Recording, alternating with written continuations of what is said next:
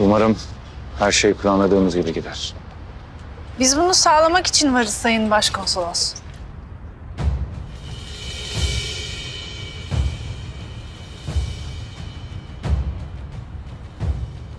Çıktılar. Komutanım hemen alacak mıyız Linda'yı? Başkonsolosun yanından ayrılmasını bekleyeceğiz. Sonra plan ne? Plan falan yok işte.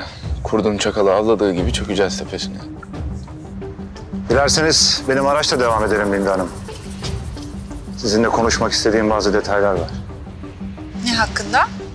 Ortak organizasyonumuz hakkında.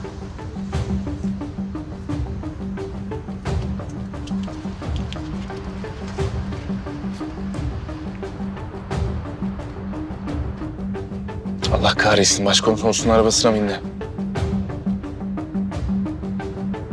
Geliyorlar.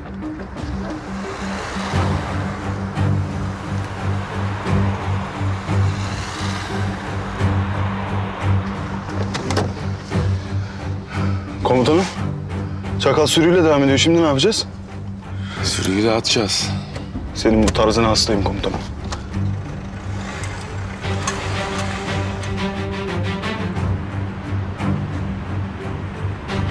İçimde garip bir his var. Nedir? Bilmiyorum. Rahat değilim.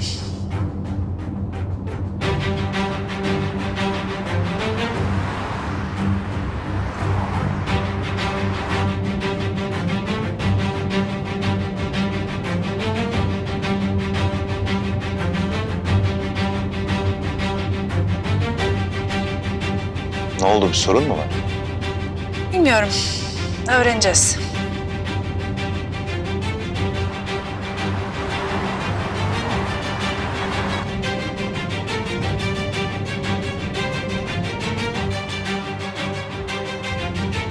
Takip ediliyoruz. İyi de buna kim cesaret edebilir? Bu bir konsolosluk aracı. Buna cesaret edebilecek tek bir kişi var. Yavuz Karasu. O kim? Başımızın belası. Biraz daha hızlanabilir miyiz?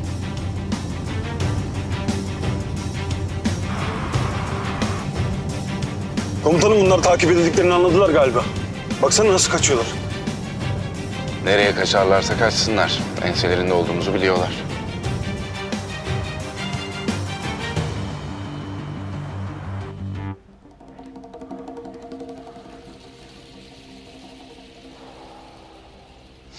Sadık sen çık dışarı.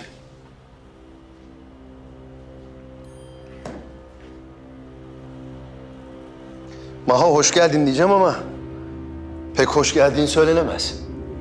Canımı zor kurtardım Dragan. Oyun yaptığımı anlayınca iyice saldırdılar. İyice delirdiler. Bana bile ateş etti manyaklar. Hani bunlar beni çok seviyordu? Artık geri de dönemezsin. Senin bir hain olduğunu biliyorlar. Dragan çok üzgünüm. Planını mahvettim. Ama inan elimden geleni yaptım. Elimden ne geliyorsa yaptım. Nefret ediyorum onlardan Dragan. Hepsini öldürmek istiyorum. Karımla çocuğumun intikamını almak istiyorum. Evet Maho. Planımı mahvettin, bu doğru. Ama merak etme. Dragan'ın her zaman bir B planı vardır. Ve Dragan asla pes etmez. Ne planı?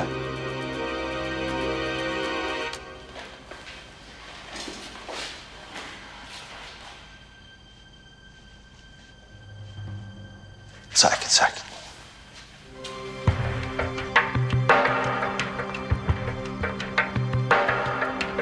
Üstüme dinleme cihazı takıp buraya gelecek kadar salak değilim herhalde. Sen bana güvenmiyor musun?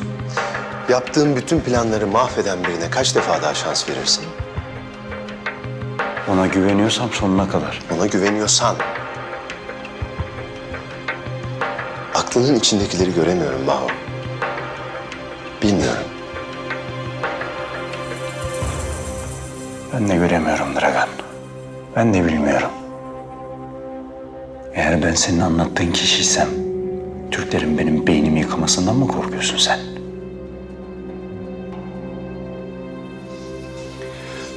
İlaçlarını ne zamandır almıyorsun? Türkiye'ye gittiğimden beri. Hem ilaca ihtiyacım yok, artık iyiyim ben. İhtiyacın olmaz olur mu? Elbette var. İlaçlarını almazsan hafızan yerine gelmez. Hafızan yerine gelmezse onların sana ne dediğini, seni nasıl inandırdığını bilemeyiz. Ve ben sana güvenemem.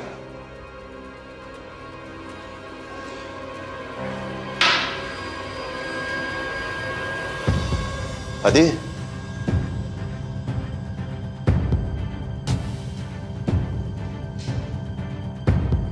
Bu biraz fazla değil mi? Değil, değil. Doktorunla konuştum. Uzun zamandır ilaçla almadığın için dozu arttırabileceğimizi söyledi.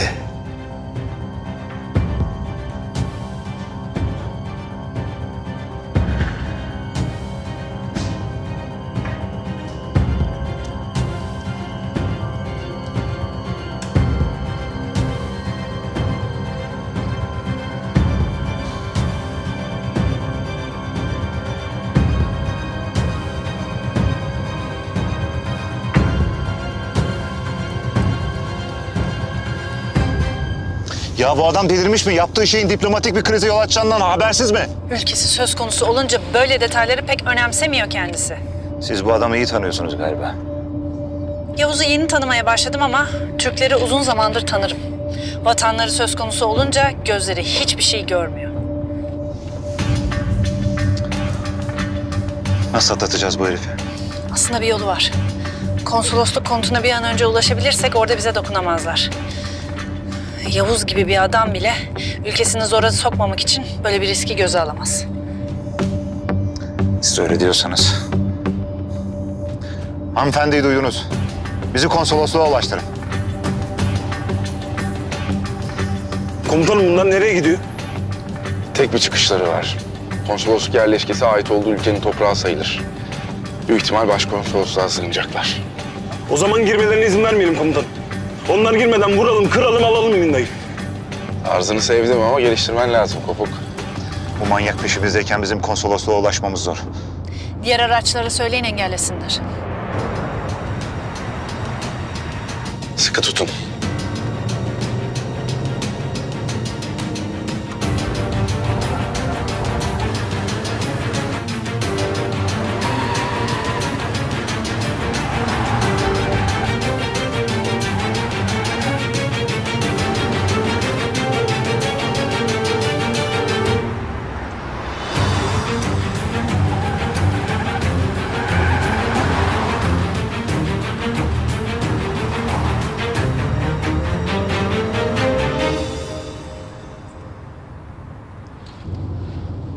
Kaybettik.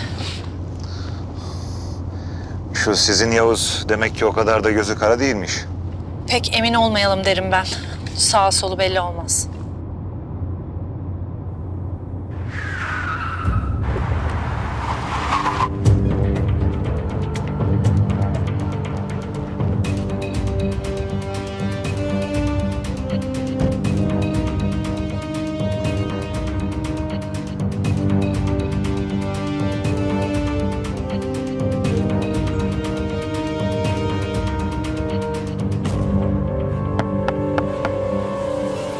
Aç camı aç.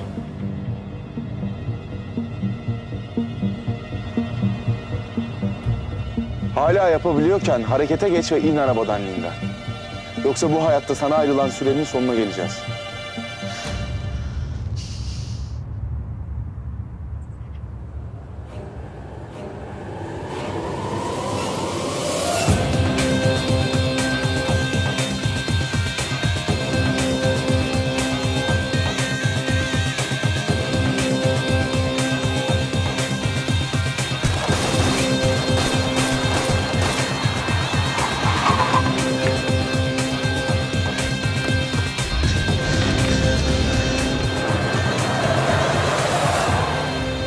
Komutanım kaçıyorlar. Gidecekleri yeri biliyoruz, sorun yok.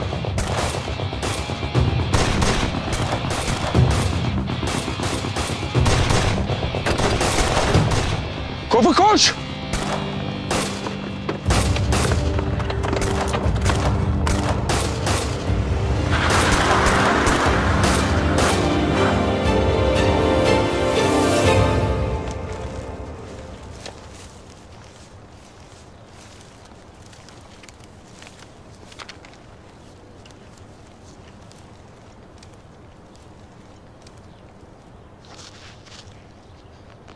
Dağılıyoruz beyler. Pusuda bekliyoruz. Kimse görünmesin. Emir verdiğim an gireceğiz. Emredersiniz. Keşanlı. Ön taraf sende. Aşık Çaylak. Arka taraf sizde. Efe Yiğido, takip edin beni.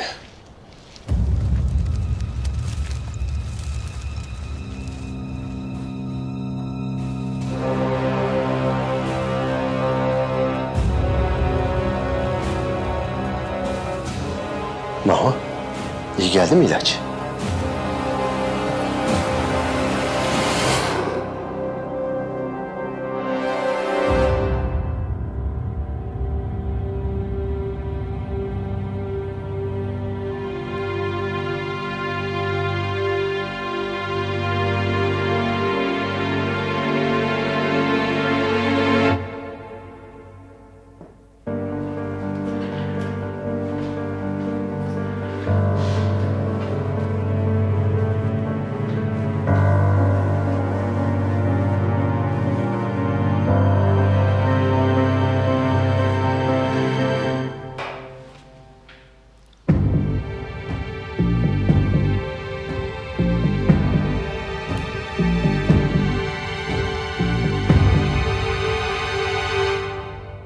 Dragan. Ferman ben. Dinliyorum. Kamyon ne zaman elime ulaşır? Ne zaman istersen. Yaklaşık 3 saat sonra gönderdiğim koordinatlarda olsun. Kamyonumda takip sistemi var değil mi? Elbette var. Sana bütün bilgileri gönderdik ya. Elime ulaştı. Yalnız aracı takipte olacağım, unutma. Kamyon tam istediğim saatte yerinde olsun. Ve sonra ben gelip patlatacakları yeri söyleyeceğim. Ve hareket alacak kamyon. Ne 1 dakika geç, ne 1 dakika erken.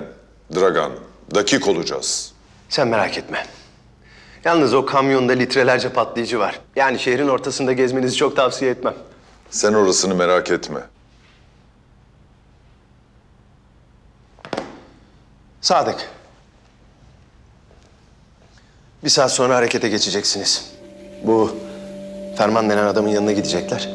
O bombanın nerede patlayacağını onlara söyleyecek. Tamamdır. Yalnız çok dakik olsunlar. Bu adam psikopatın teki. Zaman onun için çok önemli. Ve bu eylem planını ondan başka bilen yok. Merak etme. Herkesi sıkıca tembihlerim. Bunu ne yapacağız? Güveneceğiz mi peki? Bunu ne yapalım? Bu baksana. Ölü balık gibi bakıyor. Türkler de güvenmez buna. Ne işimize yarayacak ki? Çok. Çok işimize yarayacak. Bir kere çok iyi silah kullanıyor. Maho! Duydun mu planımızı? Beğendin mi? Bomba gibi. Bomba gibi ha? Doğru. Bomba gibi. Bomba gibi çökecek o şehre. O şehre cehennemi yaşatacağız. Hadi kalk giyin sen de. Hazırlanman lazım. Hadi hazırlanman lazım hadi.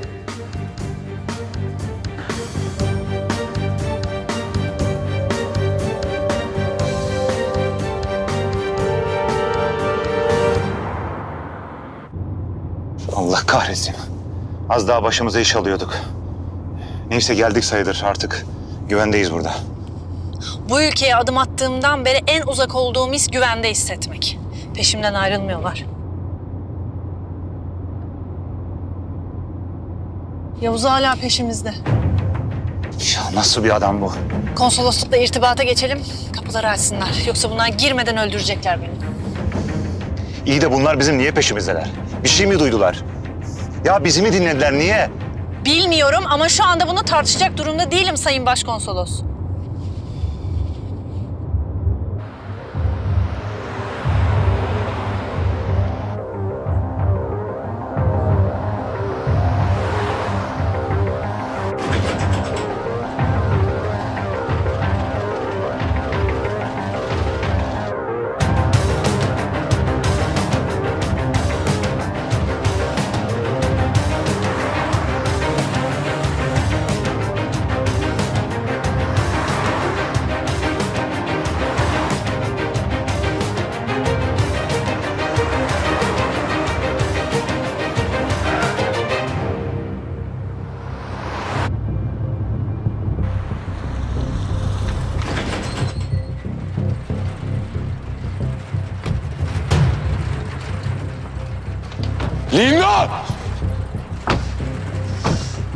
Artık imkansız Yavuz Karasu. Buraya girmen imkansız. Ben giremem ama seni çıkarırım Linda. Gerekirse bu binayı ateşe veririm. Avucuma düşersin. Buraya adım atman savaş sebebi Yavuz. Buna cesaret edemezsin. Ben hayatımı savaşarak geçirdim Linda. Zaten üniformamı çok özledim. Polis çağırmadan defol git buradan. Neresi söyle. Ne neresi? Nereyi batacaksınız? Neden bahsettiğini anlamıyorum. Seni buradan çıkaracağım Linda. Ne pahasına olursa olsun. Bir kişinin bile burnunun kanamasına izin vermeyeceğim.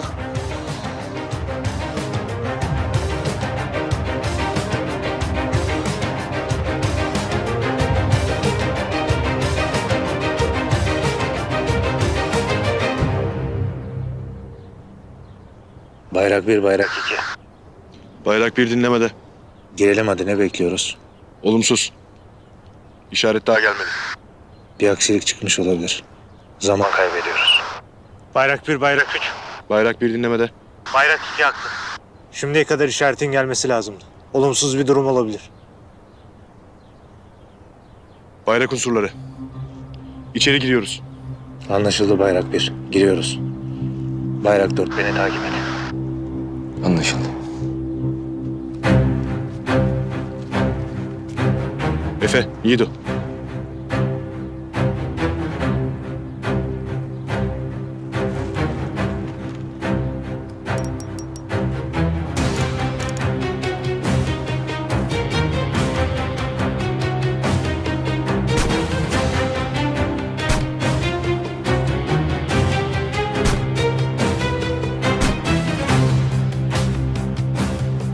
Bayrak 2.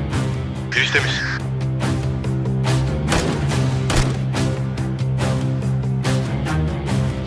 Dragan, Ne oldu? baskın yedik. Hemen çıkmalıyız. Maho. O sattı bizi. Nerede o? Bilmiyorum Dragan ama geliyorlar. Hemen çıkmalıyız. Araç arkada bekliyor.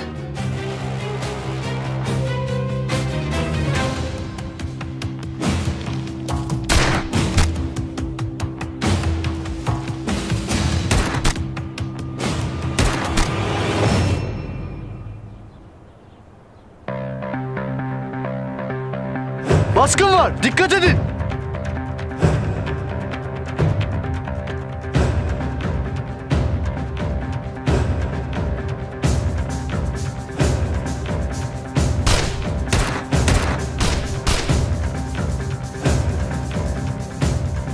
Temiz komutanım.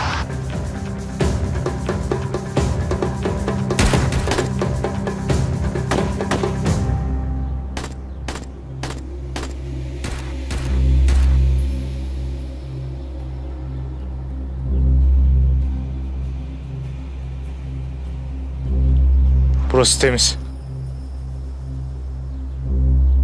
Bayrak 1, bayrak 5. Bayrak bir dinlemede. Ana binanın doğu cephesine doğru bir hareketlenme var. Peşindeyiz bayrak 1. Anlaşıldı. Bayrak 4, benimle devam et. Takipteyim.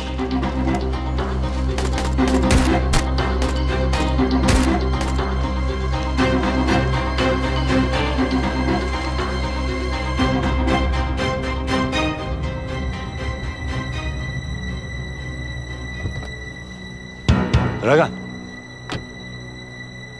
Sen sattın bizi değil mi? Nasıl buldular burayı? Dragan saçmalama, neden öyle bir şey yapayım ben? Takip etmişlerdir, sinyal, telefon, ne bileyim bir şey olmuştur. Neden böyle bir şey yapayım ben? Bunun hesabını vereceksin Maho. Bunun hesabını vereceksin. Dragan dikkat et.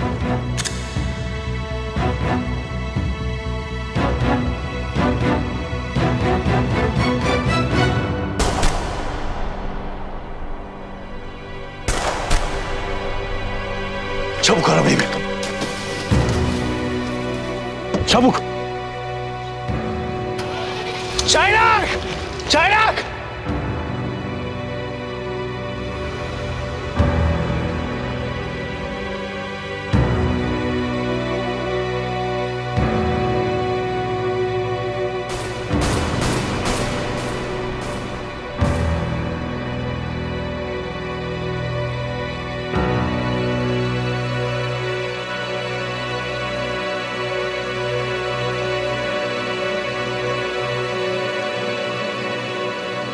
Çaylak. Konsolosluğa sığındılar komutanım. Gerekirse aylarca çıkmazlar oradan.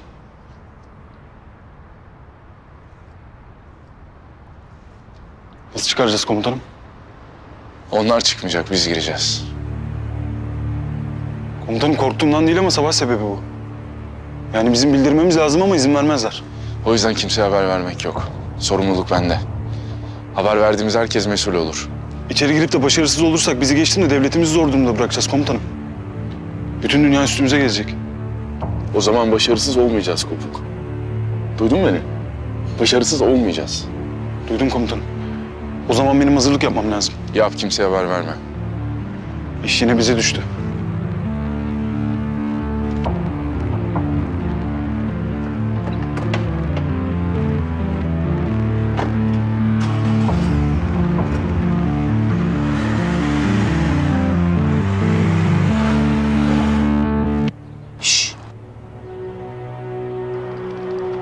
Çaylak!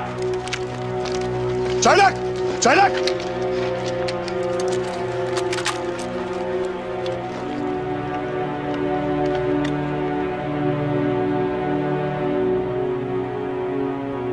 Çaylak hadi oğlum abartma lan. Şşş kendine gel. Çaylak! İyiyim komutanım. Ben kendimi rolüme kaptırmışım da biraz kusura bakmayın. Ulan şakanın sırası mı? Ya komutanım şu hayatta insana kaç kere nasip oluyor şehit olmak?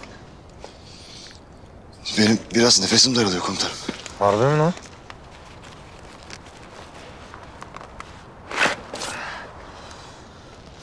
Kaburga sağlamsa sıkıntı yok. Burada ağrı var mı? Yok. Burada? Yok. Sıkıntı yok. Kaburga mis. Oğlum sen doktor musun, kebapçı mısın lan? Ben anlamadım. Hadi kalkın, kalkın.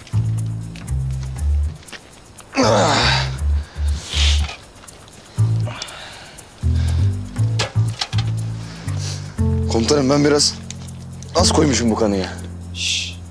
Senin abin öyle bir oynadı ki onu görmemişlerdir bile. Bir oyunculuk sergilemişim var ya, aklınız durur. Bir ağlamışım, inanamazsınız. Yeterince inandırıcı olmuş mudur komutanım? Oğlum senin benim oyunculuğumdan şüphen mi var? Bizim oyunculuğumuz oğlum, bizim. Bizim. Onu kastetmedim komutanım.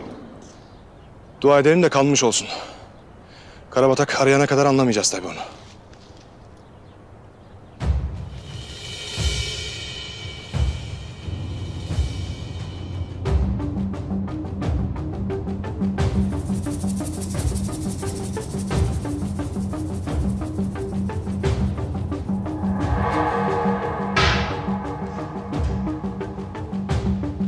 Hadi.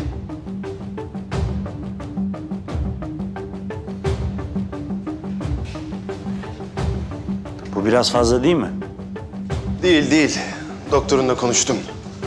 Uzun zamandır ilaç almadığın için dozu arttırabileceğimizi söyledi.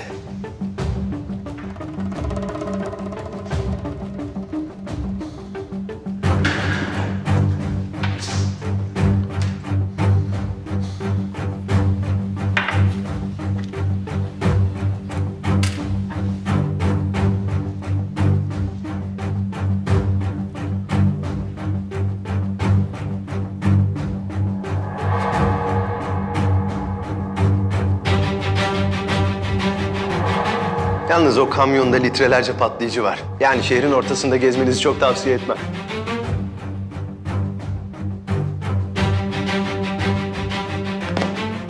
Sadık. Bir saat sonra harekete geçeceksiniz. Bu Ferman denen adamın yanına gidecekler. O bombanın nerede patlayacağını onlara söyleyecek. Tamamdır. Yalnız çok dakik olsunlar. Bu adam psikopatın teki. Zaman onun için çok önemli. Ve bu eylem planını ondan başka bilen yok. Merak etme. Herkesi sıkıca tembihlerim. Bunu ne yapacağız? Güveneceğiz mi peki? Bunu ne yapalım bu baksana. Ölü balık gibi bakıyor. Türkler de güvenmez buna. Ne işimize yarayacak ki? Çok. Çok işimize yarayacak. Bir kere çok iyi silah kullanıyor. Maho! Duydun mu planımızı? Beğendin mi? Bomba gibi. Bomba gibi ha? Doğru. Bomba gibi. Bomba gibi çökecek o şehre. O şehre cehennemi yaşatacağız. Hadi kalk giyin sen de. Hazırlanman lazım. Hadi hazırlanman lazım hadi.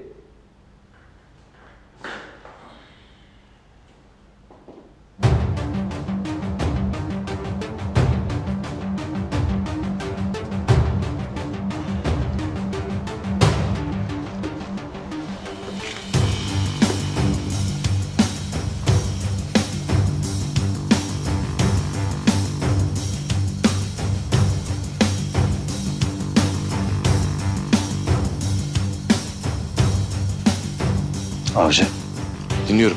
durumunuz nedir? Hazırız. Girmek için senden haber bekliyoruz. Olumsuz. Büyük bir saldırı planlıyorlar. İstanbul'da. Büyük bombalı bir saldırı. Bir saate yakın araç çıkacak buradan. Nereye saldıracaklar? Bilmiyorum. Ama öğrenmemiz lazım. Dragan'ı şimdi alırsak aracın yerini bulamayız. Öğrenebilecek misin peki? Evet. Ama bana güvenmesi lazım. Çok şüpheci davranıyor. Aklına ne var? Oyun içinde oyun diyelim dayı oğlum.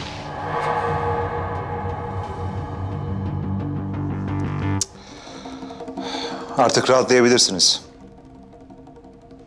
Artık burada size hiç kimse bir şey yapamaz.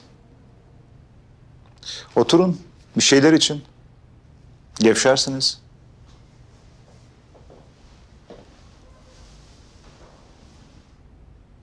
Eylemler gerçekleşene kadar benim mutlaka ülkeden çıkmam lazım. Yani eğer mümkünse direkt buradan gidebilirsem...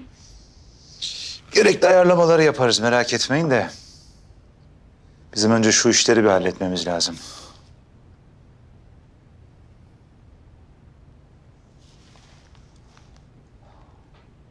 Alo. Ne durumdayız? Hazırlıklar tamam mı? Bir aksilik var mı? Güzel.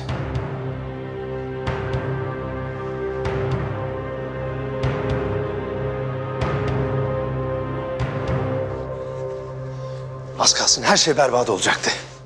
Kurtulamıyorum bu adamlardan yok. Ölmüyorlar da. Şans mı diyeyim, yetenek mi diyeyim? Bence her ikisi de. Sağ ol Mahum. Hayatımı kurtardın.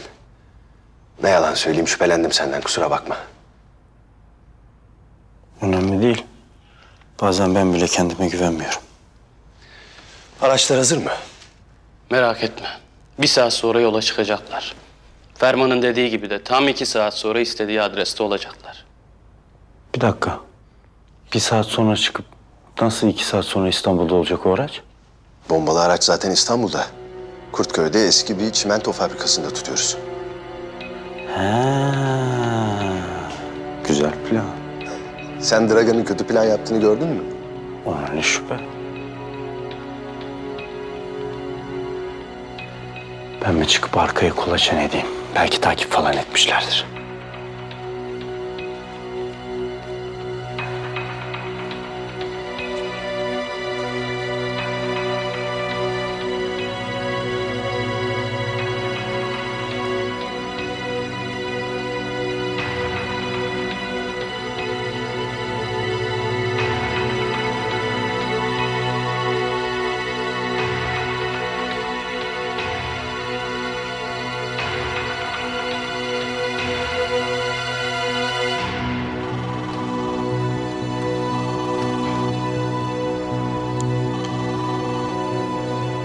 Avcı.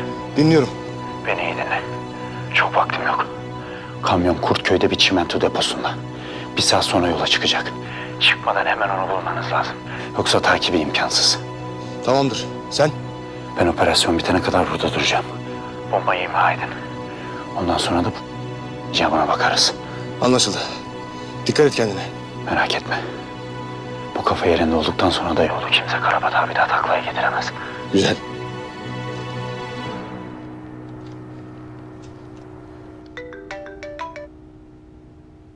Komutanım. Dinliyorum Fethi. Karabatak bomba yüklü aracın yerini öğrenmiş. Kurtköy'de kullanılmayan bir çimento fabrikasındaymış. Bir saate hareket edecek. Tamam. Güvenlik güçlerine hemen haber veriyorum. Ateşi alabildiniz mi? Araç etkisiz hale getirilene kadar kalmak istedi komutanım. Doğru olanı yapmış. Operasyon sonuçlanana kadar kalmalı.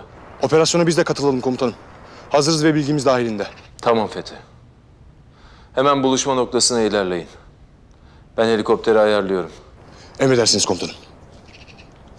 Toparlanın beyler. Bir an önce buluşma noktasına gitmemiz gerekiyor. Helikopter bizi alacak, fabrikanın yakınında bırakacak. Hadi.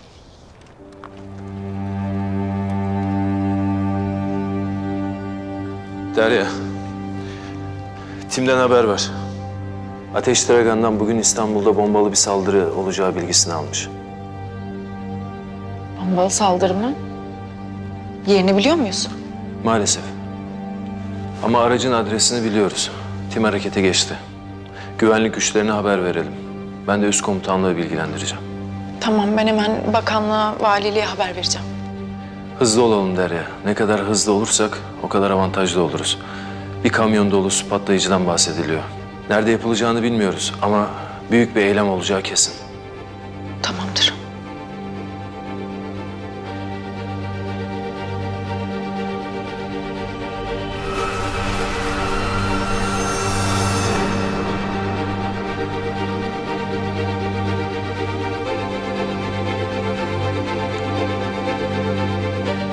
Bana valiliği bağlayın. Acil.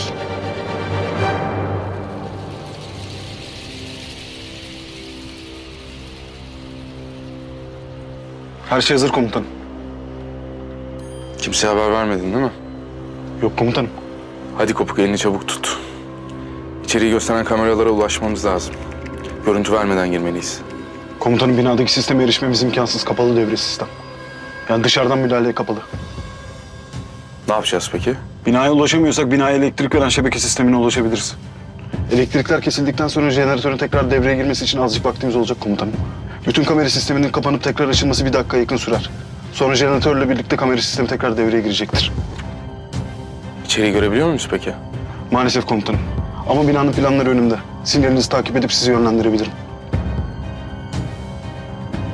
Tamam.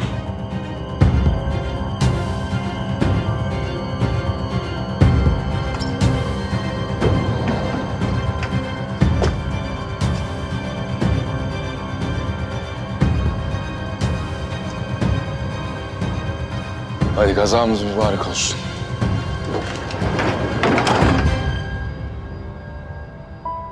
Adres burası komutanım. Kaç kişiler?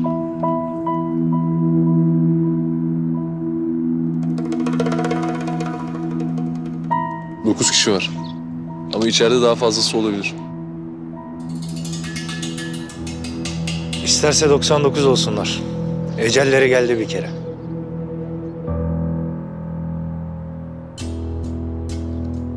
Komutanım. Durum biraz sakat ama. Nasıl ya? Kamyona varillerle sıvı patlayıcı yüklüyorlar. Çok dikkat etmeliyiz. Çatışma sırasında bir kurşun bile denk gelirse... Hep beraber havaya uçarız. Onunla kalsa iyi. Sokağın tam göbeğine de bir krater açarız. O zaman daha dikkatli olacağız.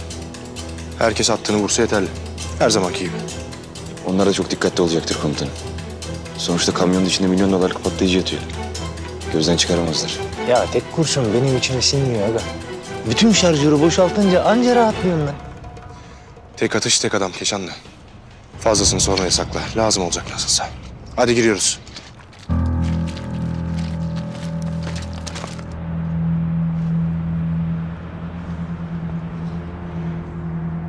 Kopuk.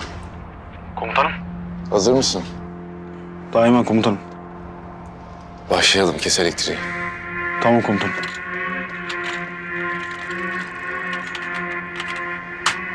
Elektrikler kesildi komutanım. Sistem kapalı.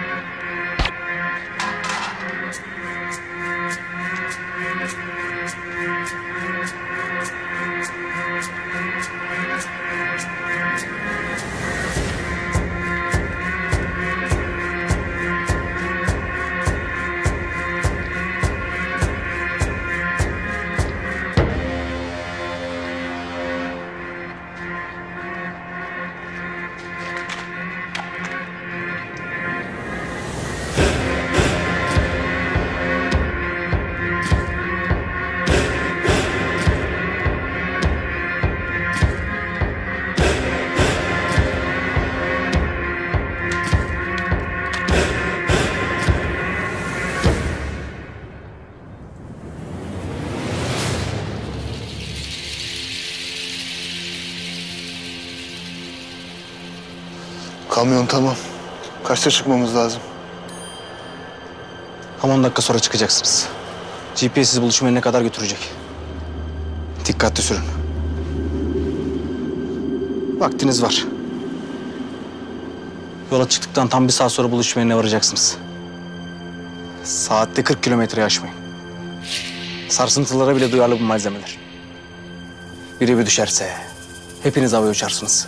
Tamamdır. Merak etme. Şöyle bir. Şöyle 2'de 2. Baskın var, dikkat edin!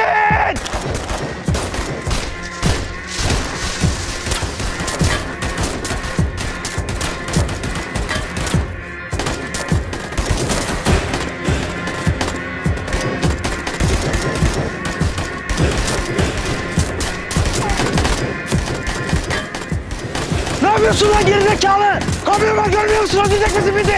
Ha?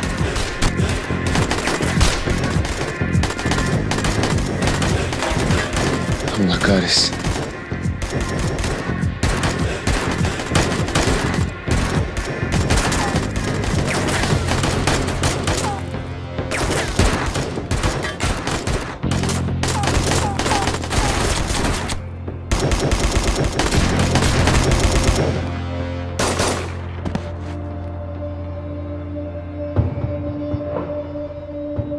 Komutanım sistemler birazdan gelecek. Çok vaktimiz yok.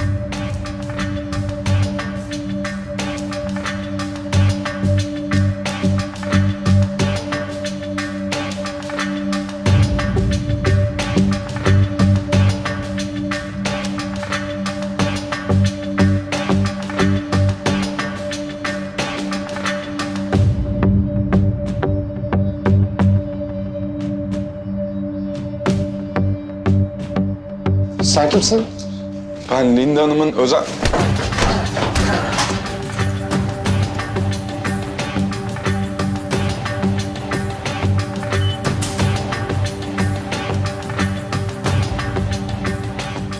Komutanım elektrikler geldi.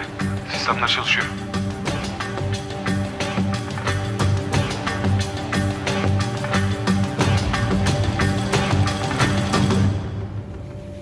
Bu kadının bu binada ne işi var Sayın Başkonsolosum?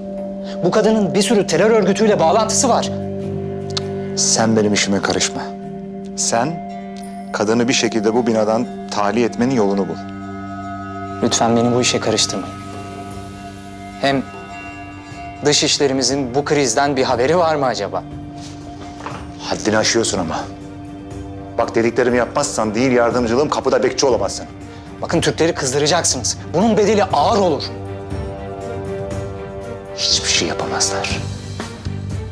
Burası bizim toprağımız. Umarım dediğiniz gibi olur.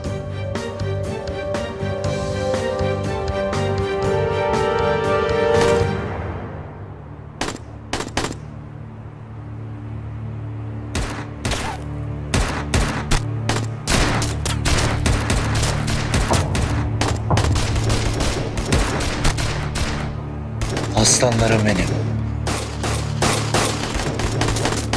Hepimizi tek tek öldürecekler.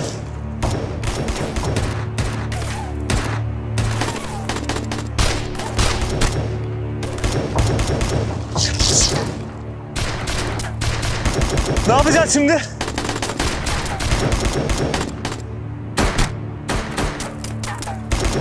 Kamyona doğru gidin. Kamyonu kendimize siper edeceğiz. Oraya tünemezler. Yürüyün.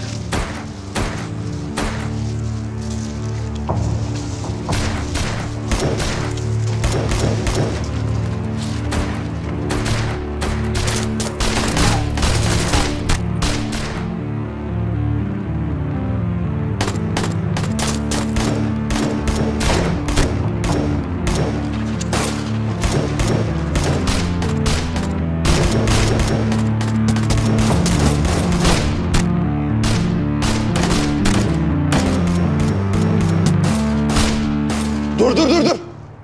Varillerin dibindeler. Çok riskli. Yapma. Komutanım, varillere kurşun denk gelirse patlayabilir. Ateş edemeyiz. Ne yapacağız komutanım? Ateşi kesin. Kapanın.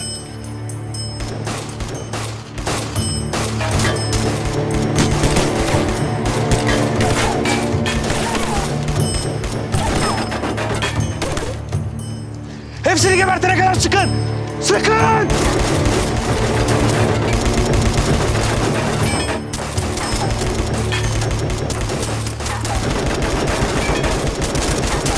Şimdilik her şey yolunda komutanım. Merdivenler solda. Devam et komutanım. Komutanım hemen karşıda güvenlik kamerası var. Dikkatli ol.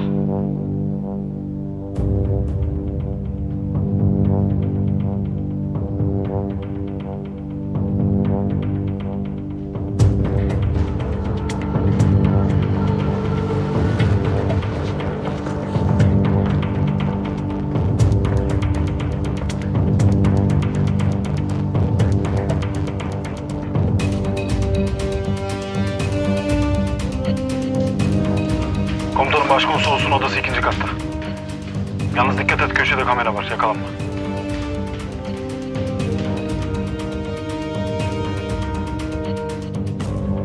Komutanım sağ üstte kamera var.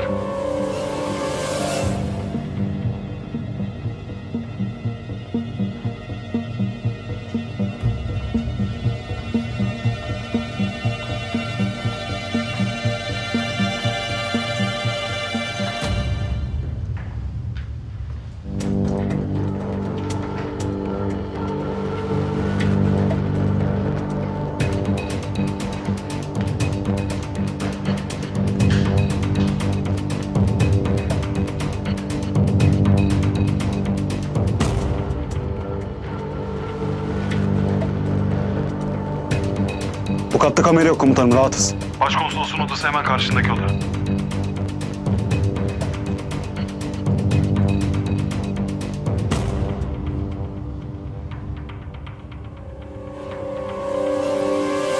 Kimsiniz? Ne işiniz var burada? Sayın Başkonsolos'la görüşmeye gelmiştim. Ne işiniz var? Kimin adına buradasın? Randevu. Adım Yavuz. Genelde görüşmelerde randevu almıyorum ben. Anlamadım. Anlatayım.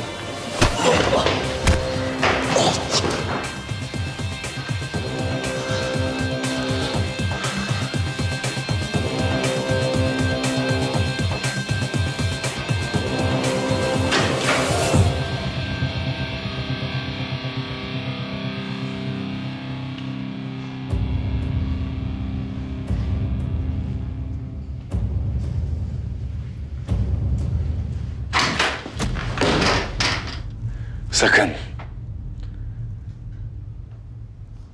Sen delirdin mi? Burası başka bir ülkenin toprağı. Buraya bu şekilde giremezsin. Ya kapıdaki arkadaş da aynısını söyledi. Kaldır elleri. Kaldır.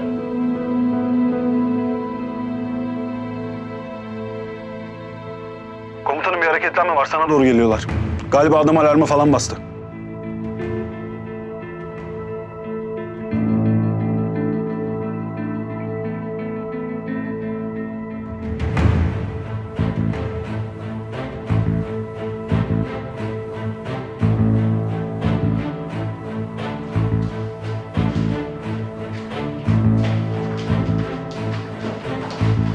Yukarı gidin, yukarı.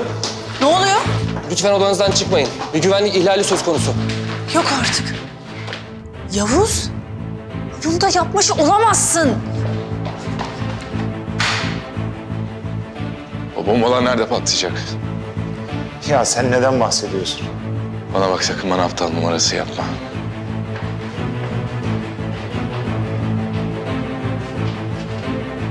Sayın Başkonsolosum, iyi misiniz? Açın kapıyı.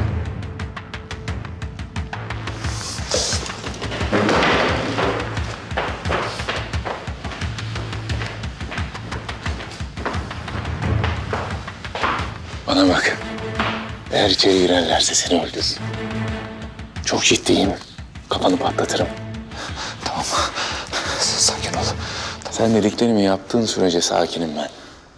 Tamam mı? Kimseye de haber vermesinler. Söyle. Tamam. Hey! İçeride birisi var. Eğer siz içeri girerseniz beni öldüreceğini söylüyor.